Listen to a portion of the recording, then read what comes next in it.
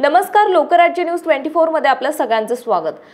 शहरामध्ये गुन्हेगारीच्या घटनांचे प्रमाण दिवसेंदिवस वाढत असतानाच पुण्यात रंगपंचमी खेळून झाल्यावर मित्रांसोबत हॉटेलमध्ये जाऊन बिर्याणी आणि दारू पार्टी झाल्यावर एका तरुणाचा संशयास्पद मृत्यू झाला असल्याची धक्कादायक घटना उघडकीस आली होती। या घटनेमुळे परिसरात खळबळ उडाली होती। आता या तरुणाच्या मृत्यूचं गूढ उकललं।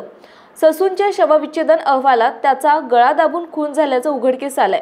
या प्रकरणी पोलिसांनी रिक्षा चालक आणि त्याच्या 2 मित्रांविरुद्ध खुनाचा गुन्हा दाखल केला आहे। तिन्ही आरोपींना अटक करण्यात आली असून पोलीस अधिक तपास करतायत। याबाबत अधिक माहिती अशी की आकाश सुनील साबळे वय 30 असे खून झालेल्या तरुणाचे नाव आहे। या प्रकरणी प्रशांत सदाशिव माने याने फिर्याद दिली आहे। त्यावरून शशिकांत मच्छिंद्र घोरपडे वय 34, रोहित आनंद मोरे वय 23 आणि यश रघुनाथ डांगे वय 21 यांच्यावर खुनाचा गुन्हा दाखल करण्यात आलाय। महाराष्ट्रातील महत्त्वाच्या आणि ताज्या बातम्या पाहण्यासाठी आजच आमच्या लोकराज्य न्यूज 24 न्यूज चॅनलला YouTube वर सबस्क्राइब करा आणि बेल आयकॉन प्रेस करा।